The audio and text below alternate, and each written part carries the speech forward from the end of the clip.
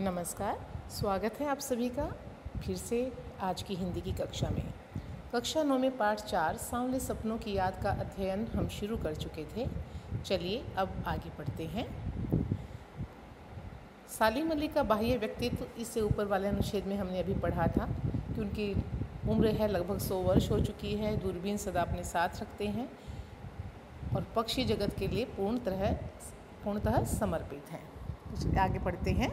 उन जैसा bird watcher शायद ही कोई हुआ हो, लेकिन एकांत क्षणों में सालिम अली बिना दूरबीन भी देखे गए हैं। अब उनकी और विशेषता बताते हुए वो कहते हैं लेखक कि जो सालिम अली बर्ड वॉचर का अगर कहीं नाम लिया जाए बर्ड वॉचर की दुनिया का, तो सालिम अली उसमें सबसे अलग ठहरते हैं। उतना समर्पण, उतना पक्षी जगत के लिए कार्य करने वाला, अमूल्य योगदान देने वाला शायद ही कोई अन्य बर्ड वॉचर हुआ हो। लेकिन एकांत क्षणों में, अभी उन्होंने पहले कहा था कि उनके गले में हमेशा एक दूरबीन लटकी रहती थी, लेकिन वो कहते हैं जब एकांत क्षण, जब वो कभी अकेले होते थे, सालिम अली बिना दूरबीन भी देखे गए हैं, कि बिना दूरबीन के भी उनको देखा गया है। दूर क्षितिज तक फैली ज़मीन और झुके आसमान को छूने वाली उनकी नज़रों में कुछ वैसा ही जादू था। क्षितिज होता है जहाँ धरती आकाश मिलते हुए प्रतीत होते हैं, कि जब वो कहीं दूर देखते हैं आसमान की ओर, तो जहाँ लगता है कि आसमान धरती पर झुक रहा है, तो कहते हैं उस समय उनकी आंखों में वो जादू होता था जो प्रकृति को अपने घेरे में बांध लेता है, कि प्रकृति उनके प्रभाव में आ जाती है। सामान्यतया क्या होता है, मनुष्य प्रकृति के प्रभाव में आता है, और प्रकृति के बीच इतने जिए हैं कि मानो प्रकृति उनके प्रभाव में आ चुकी है। सालिम अली उन लोगों में थे जो प्रकृति के प्रभाव में आने की बजाय प्रकृति को अपने प्रभाव में लाने के कायल थे, कि प्रकृति के पास जो कुछ है वह उनके सामने खोलने को तत्पर है। क्योंकि प्रकृति के बीच वो बहुत लंबा समय बिता चुके थे, समझने लगे थे पक्षियों के संकेतों को, उनकी वाणी को, उनकी गतिविधियों को। तो ऐसा लगता था कि प्रकृति में जो कुछ रहस्य छिपा हुआ है, अगली पंक्ति में यही लिखा है, मानो जो रहस्य छिपा है और वह उनसे इतनी प्रभावित है कि सब कुछ उनके सामने अपनी रहस्य जो है खोल कर रख देना चाहती है। उनके लिए प्रकृति में हर तरफ एक हंसती खेलती रहस्य भरी दुनिया पसरी थी, कि ऐसा रहस्य, प्रकृति में इतने रहस्य छिपे हुए हैं जो मनुष्य को प्रसन्नता देने वाले भी हैं, और प्रकृति जो है उनके सामने वो सभी रहस्य खोल देना चाहती है। यह दुनिया उन्होंने बड़ी मेहनत से अपने लिए गढ़ी थी, कि जो ये प्रकृति की दुनिया उन्होंने बनाई है पक्षी जगत से संबंधित, इसमें यह कोई सरल कार्य नहीं था। बहुत मेहनत उनके लगी थी, बहुत संघर्ष किया था, कठिनाइयों को झेला था, तब जाकर वो इस मुकाम पर पहुँचे थे। इसके गढ़ने में उनकी जीवन साथी तहमीना ने काफ़ी मदद पहुँचाई थी। जो उनकी जीवन साथी यानी कि उनकी पत्नी थी, उसका नाम था तहमीना। वो कहते हैं उनकी हमेशा सहायक रही हैं, कभी बाधा नहीं बनी उनके लक्ष्य में। तहमीना स्कूल के दिनों में उनकी सहपाठी रही थी, कि साथ में ही जो है स्कूल के दिनों से वो पढ़ते रहे थे, और बाद में उनका विवाह हो गया था। अपने लंबे रोमांचकारी जीवन में ढेर सारे अनुभवों के मालिक सालिम अली, कि रोमांच से भरा हुआ जीवन रहा है, उनमें बहुत सारे जो अनुभव हुए हैं उन्हें, एक्सपीरियंसेस। तो सालिम अली एक दिन जब वो अनुभव बने हुए हैं, तो उन्हें महसूस होता है कि प्रकृति के किस तत्व को किससे लाभ है, किस चीज़ से नुकसान है, तो उस सुख दुख को भी महसूस करते हैं प्रकृति के। और ऐसी ही एक समस्या को लेकर एक दिन, उनकी समस्या किस चीज़ से जुड़ी थी, साइलेंट वैली जो कि केरल में है। तो एक दिन केरल की साइलेंट वैली को रेगिस्तानी हवा के झोंकों से बचाने का अनुरोध लेकर, रिक्वेस्ट लेकर चौधरी चरण सिंह से मिले थे। वो उस समय प्रधानमंत्री थे भारत के। तो साइलेंट वैली जो रेगिस्तानी हवा के झोंके आकर वहाँ नुकसान पहुँचा रहे थे, और भविष्य में क्या क्या नुकसान हो सकता था, उन बातों को लेकर वो प्रधानमंत्री से मिले। वे प्रधानमंत्री थे चौधरी साहब, गाँव की मिट्टी पर पड़ने वाले पानी की पहली बूंद का असर जानने वाले नेता थे। तो चौधरी साहब किसके लिए है, प्रधानमंत्री चौधरी चरण सिंह के लिए। और वो एक किसान रहे थे, तो किसान जीवन में क्या क्या कठिनाइयाँ आती हैं, उसका जीवन क्या होता है, वो भली भांति समझते थे। और जब ज़मीन पर बारिश की पहली बूंद गिरती है, वह सौंधी महक क्या महत्व रखती है किसी किसान के लिए, उस एहसास को वो जानते थे। तो उस बूंद का असर जानने वाले नेता थे। पर्यावरण के संभावित खतरों का जो चित्र सालिम अली ने उनके सामने रखा, संभावित है कि जिनकी संभावना है कि ऐसा ऐसा हो सकता है, किससे संबंधित? केरल वैली से संबंधित। उन्होंने उन खतरों का उनके सामने जिक्र किया जो भविष्य में होने की संभावना है। उसे सुनकर उनकी आंखें नम हो गई थी कि जब उन बातों को उन्होंने सुना, क्योंकि उस चीज़ को वो महसूस कर सकते थे, ज़मीन से जुड़े हुए नेता थे, तो इसलिए उनकी आंखों में भी उनकी बातें सुनकर आंसू आ गए थे। आज सालिम अली नहीं है, चौधरी साहब भी नहीं है। कौन बचा है जो अब सौंधी माटी पर उगी फसलों के बीच एक नए भारत की नींव रखने का संकल्प लेगा? कि प्रकृति अथवा पक्षियों से जुड़ा ऐसा कोई व्यक्तित्व नहीं रहा है जो उनकी सुरक्षा या उनके बारे में जानकारी या प्रकृति में जो पर्यावरण संबंधित समस्याओं के बारे में विचार करके इतनी गहनता से किसी के सामने समस्या रखे, उसका समाधान ढूंढने की कोशिश करे, और उन बातों को समझने वाले नेता भी कम ही बचे हैं। तो कहता है नए भारत की नींव कौन रखेगा? सौंधी माटी पर जो उगी फसलें हैं, उन किसानों की समस्याओं को या प्रकृति से जुड़ी समस्याओं को कौन किसके सामने रखेगा और कौन समझेगा? क्योंकि ना अब सालिम अली हैं, ना ही चौधरी साहब हैं। कौन बचा है जो हिमालय और लद्दाख की बर्फीली ज़मीन पर जीने वाले पक्षियों की वकालत करेगा? जो बर्फीले प्रदेशों में इतनी जहाँ ठंड होती है, बर्फ़ ही बर्फ़ है, वहाँ के जो पक्षी हैं उनकी तरफदारी में अब कौन बोलेगा, कौन बात रखेगा? सालिम अली ने अपनी आत्मकथा का नाम रखा था फॉल ऑफ ए स्पैरो। उन्होंने अपनी आत्मकथा लिखी है जिसका नाम फॉल ऑफ ए स्पैरो रखा है, और यह उनके जीवन की एक घटना से ही याद है, वो भी बताएगा आगे। मुझे याद आ गया, D.H. लॉरेंस की मौत के बाद लोगों ने उनकी पत्नी फ्रीडा लॉरेंस से अनुरोध किया कि वह अपने पति के बारे में कुछ लिखे।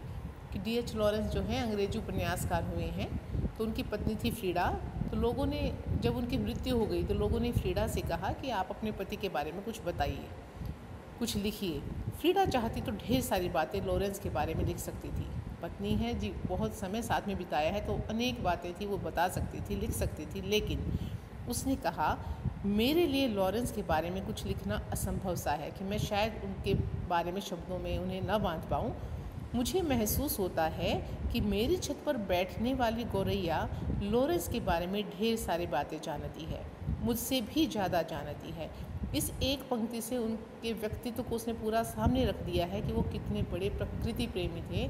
कि छत पर जो गौरैया है, वो जो रोज़ आकर बैठते, मानो उसे घंटों बतियाते रहे हों, और वह उसके बारे D.H. लॉरेंस के बारे में बहुत कुछ जानती है और बता सकती है।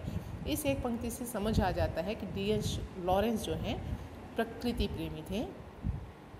आगे वो कहती है, वो सचमुच इतना खुला खुला और सादा दिल आदमी था। मुमकिन है लॉरेंस मेरी रगों में, मेरी हड्डियों में समाया हो। वो कहता है खुले दिल का आदमी था, सादा दिल था, कोई छल कपट नहीं मन में, और हो सकता है वो मेरी रगों में, मेरी नस नस में, मेरी हड्डियों में समाया है, कि मेरे अंदर वो बसता है। लेकिन मेरे लिए कितना मुश्किल है उसके बारे में अपने अनुभवों को शब्दों का जामा पहनाना। जामा होता है वस्त्र, कि शब्दों के वस्त्र में को मैं उसे कैसे पहना सकती हूँ, उसके व्यक्तित्व को, अर्थात शब्दों में उसका वर्णन करना, उसकी विशेषताओं का बखान करना असंभव सा है मेरे लिए। मुझे यकीन है मेरी छत पर बैठी गौरैया, उसके बारे में, कि मेरी छत पर जो गौरैया बैठती है, लॉरेंस के बारे में और हम दोनों ही के बारे में, कि मेरे बारे में भी, यानी फ्रीडा के बारे में भी मुझसे अधिक उनकी जानकारी रखते हैं, ज़्यादा बता सकते हैं कि हम दोनों कैसे हैं। जटिल प्राणियों के लिए सालिम अली, जटिल प्राणी जिनकी शारीरिक संरचना बहुत जटिल है, मनुष्य, उसके लिए सालिम अली हमेशा एक पहेली बने रहेंगे कि कैसे कोई व्यक्ति तो इस तरह का भी हो सकता है। तो मानो पहेली रहेंगे कि कैसे उन्होंने जीवन भर ऐसा किया। बचपन के दिनों में उनकी एयर गन से घायल होकर गिरने वाली नीले कंठ की वह गौरैया, कि बचपन में उन्हें एयर गन चलाने का शौक़ था, और एयर गन जब वो चला रहे थे तो उस एयर गन से एक नीले कंठ की गौरैया जो थी घायल हो गई थी, और वह गौरैया सारी ज़िंदगी उन्हें खोज के नए नए रास्तों की तरफ ले जाती रही। क्यों नए नए रास्तों की तरफ ले जाती रही? कि जब उन्हें लगा कि मेरी एयरगन से यह चिड़िया घायल होकर जब वो ज़मीन पर गिर गई है, तो उसे देखकर उनके मन को बहुत पीड़ा हुई कि मेरी वजह से एक पक्षी इतना दुरवस्था में है, उसके साथ ऐसा हुआ, वह पीड़ा में है। तो उसकी पीड़ा को उन्होंने अपने भीतर महसूस किया, और तब से ही उन्होंने ठान लिया कि वो आगे से ऐसा कुछ नहीं करेंगे और अपना जीवन पक्षियों को ही समर्पित करेंगे, क्योंकि उनकी वजह से एक पक्षी की जान पर बनाई थी। तो वह गौरैया ज़िंदगी भर उन्हें खोज के नए नए रास्तों की तरफ ले जाती रही, और यह खोज किससे संबंधित थी? पक्षी जगत से संबंधित थी। ज़िंदगी की ऊंचाइयों में, अर्थात उन्होंने जीवन में बहुत कुछ पाया, बहुत ऊंचा स्थान उनका बन चुका था समाज में, उनका विश्वास एक क्षण के लिए भी डिगा नहीं है। कि आदमी जब कई बार बहुत ऊंचाई पर चढ़ जाता है तो वह उस काम को छोड़ देता है या किसी और चीज़ में लग जाता है, उसमें अहंकार आ जाता है। उनके साथ ऐसा कुछ नहीं हुआ। अंत समय तक वो पक्षियों को ही समर्पित रहे। उनका विश्वास अपने उस लक्ष्य के प्रति जो उन्होंने ठाना था कि मुझे पक्षियों के लिए ही जीना है, नहीं डिगा। वो लॉरेंस की तरह, टी.एच. लॉरेंस की तरह नैसर्गिक होता है प्राकृतिक अर्थात नेचुरल ज़िंदगी का प्रतिरूप अर्थात दूसरा नाम बन गए थे। जो स्वाभाविक ज़िंदगी होती है, जैसे प्रकृति के बीच हम रहते हैं, वो प्राकृतिक हो गया, जिसमें कोई बनावटीपन नहीं है। ऐसा ही जीवन उन्होंने जिया था जैसा डी.एच. लॉरेंस। तो डी.एच. लॉरेंस से उनकी तुलना, सालिम अली की तुलना लेखक ने की है। सालिम अली प्रकृति की दुनिया में एक टापू बनने की बजाय अथाह सागर बनकर उभरे थे। टापू होता है जो सीमित होता है, सागर अथाह होता है, बहुत गहरा, उसमें न जाने क्या क्या छिपा है। तो यहाँ लेखक टापू से न तुलना करके उनके कार्यों के महत्व की तुलना समुद्र से करना चाहता है कि प्रकृति अथवा पक्षी जगत के लिए जो उनका योगदान है वह टापू की तरह सीमित नहीं है, बल्कि सागर की तरह गहरा है। उसके महत्व को, उनके योगदान को किसी सीमा में नहीं बांधा जा सकता। जो लोग उनके भ्रमणशील स्वभाव और उनकी यायावरी होता है जो यात्राओं पर रहता है, से परिचित हैं, कि वो हमेशा कहीं ना कहीं जाए रहते हैं, जो लोग ये जानते हैं, उन्हें महसूस होता है कि वो आज भी पक्षियों के सुराग में ही निकले हैं। उन्हें ऐसा लगता है कि पक्षियों की खोज में ही आज भी गए हैं। उनकी मृत्यु के बाद की बात कर रहा है। और बस अभी गले में दूरबीन लटकाए अपने खोजपूर्ण नतीजों के साथ लौट आएंगे, कि अभी कुछ समय बाद वो लौटेंगे, उनके गले में दूरबीन लटकी होगी और कुछ नए नतीजे, नए परिणाम उनके साथ होंगे। जब तक वो लौटते नहीं, क्या उन्हें गया हुआ मान लिया जाए? कि अगर वो नहीं लौटते हैं तो क्या हम मान लें कि वो सदा के लिए चले गए हैं? उन्हें लेखक याद करते हुए कहता है, मेरी आंखें नम हैं। उनकी बात करते करते उसकी आंखें भर आती हैं। सालिम अली तुम लौटोगे ना? उसकी इच्छा है कि वो लौटें। उन्हें याद करके, उनकी स्मृतियों को याद करके वह भावुक हो जाता है। यहाँ पाठ पूरा होता है। अब है प्रश्न अभ्यास। पहला प्रश्न है, किस घटना ने सालिम अली के जीवन की दिशा को बदल दिया? घटना अभी हमने पढ़ी, नीलेकंठ की गोरैया जो उनकी एयरगन से घायल होकर ज़मीन पर आ पड़ी थी और उन्हें पक्षी प्रेमी बना दिया था, और उन्होंने ठान लिया था कि तब उसी क्षण से ही कि वो पक्षियों के लिए ही जिएंगी। दूसरा प्रश्न है, सालिम अली ने पूर्व प्रधानमंत्री के सामने पर्यावरण से संबंधित किन संभावित खतरों का चित्र खींचा होगा कि उसकी आंखें नम हो गई होंगी? केरल की साइलेंट वैली से संबंधित जब उन्होंने जिक्र किया तो वहाँ रेगिस्तानी हवा के झोंकों की बात की गई है कि उन झोंकों से वहाँ पर क्या क्या नुकसान हो सकता है। तो पर्यावरण संबंधित कि प्रदूषण फैल सकता है, वहाँ पर रहने वाले जो जीव जंतु हैं उनके जीवन पर संकट आ सकता है, उनका आश्रय स्थल छीन सकता है। ऐसी अनेक बातें उन्होंने उनके सामने रखी होंगी। लॉरेंस की पत्नी फ्रीडा ने ऐसा क्यों कहा होगा कि मेरी छत पर बैठने वाली गोरैया लॉरेंस के बारे में ढेर सारी बातें जानती है? क्योंकि प्रकृति के बीच वो जीते थे, वहीं रहते थे, मानो प्रकृति के हर अंग से वाकिफ़ थे, उनसे बातचीत करते थे। और वह गोरैया उनकी छत पर जैसे रोज़ आकर बैठती है, वो घंटों से निहारते हैं, जो भी बोलते हैं मानो उसकी चहचहाट को सुनते हैं और समझते हैं। तो मानो जो गोरैया है वह भी उन्हें समझती है। तो उनके प्रकृति प्रेमी होने का संकेत यह पंक्ति दे रही है। वो लॉरेंस की तरह नैसर्गिक ज़िंदगी का प्रतिरूप बन गए थे। इसका आशय है कि जो लॉरेंस है प्रकृति के लिए जिए, प्रकृति के बीच जिए, वैसे ही सालिम अली भी लॉरेंस की तरह ही प्राकृतिक ज़िंदगी का दूसरा नाम बन गए थे। वो भी पूरा जीवन पक्षियों के लिए ही जिए थे।